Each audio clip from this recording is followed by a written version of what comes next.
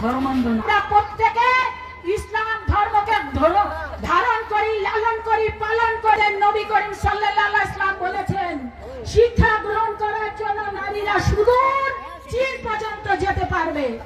আর আমাদের নবী করিম সাল্লাল্লাহু আলাইহি ওয়াসাল্লামের সহধর্মী বিবি আয়েশা এবং বিবি খাদিজা কিন্তু আপনারা জানেন তিনি একজন ব্যবসায়ী নারী ছিলেন। আর বিবি আয়েশা তিনি যুদ্ধ পরিচালনা করেছিলেন। এটাই হচ্ছে ইসলামের শিক্ষা। এই ভণ্ডামি কথাবার্তা ওই জামাতের আমিরকে বন্ধ করতে হবে। আরেকটা বিষয় বলতে চাই, আপনারা ইতিমধ্যেই দেখেছেন বাংলাদেশের অনেক জায়গায় কিন্তু নারী নির্যাতন শুরু হয়ে গিয়েছে।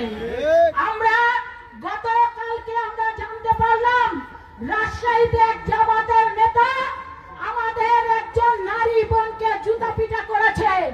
আমরা বলতে চাই এখনো সাবধান হয়ে যান। আর যদি কোন নেতা নেত্রী আর যদি বাংলাদেশের কোন নারীকে কোন রকমের নির্যাতন কিংবা ছোট করে দেখা হয় তাহলে তার বিরুদ্ধে আমরা রুখে দাঁড়াবোই না। আর আমরা ব্যক্তিহীন ভাষায় বলতে চাই ওই জামাতের যেই নেতা ওই নারীকে জুতা পিটা করেছে, ওই ওপেন রাস্তায় দরকার হইলে ওই নারীকে দিয়ে ওই নেতাকে জুতা পিটা করতে হবে। কোনদিন এই বাংলাদেশে কেউ সাহস না দেখায় নারীর গায়ে হাত দেবার, নারীকে ছোট করে কথা বলার। নারী ও পুরুষ আল্লাহ পাকের সৃষ্টির শ্রেষ্ঠ জীব। এখানে নারী পুরুষের কোনো ভেদাভেদ নাই। পুরুষ যেমন নারীদের সম্মান করবে, নারীরাও তেমন পুরুষদের সম্মান করবে।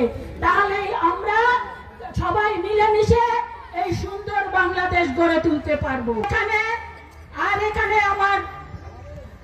এখানে আমার ভাই জামিলুল হোসেন মিঠু একটা বিষয় বলেছেন, ট্যাগের কথা।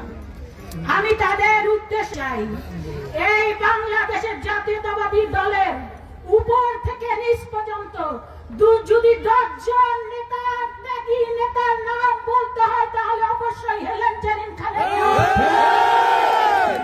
এবার বলতে পারেন মাদারীপুরে, এই মাদারীপুরের দুঃসময় আমি বলি ডক্টর আব্দুল মঈন খান সেন্ট্রাল থেকে দায়িত্ব দেওয়া হলো। আমাদের জাতীয় স্থায়ী কমিটির সিনিয়র সদস্য অত্যন্ত শ্রদ্ধাভাজন নেতা আব্দুল মঈন খানের দায়িত্ব পড়লো মাদারীপুরে। কোন নেতাকে খুঁজে পায় না, উপায় নাই। আমার সাথে কথা বললেন, আমি বললাম বলে যে আমার তো দায়িত্ব পড়েছে মাদারীপুর। আর সেই সময় সারা বাংলাদেশে একটা ভয়ঙ্কর অবস্থা, কোথাও বিএনপি নেতারা যেতে পারে না, যেখানে যায় সেখানে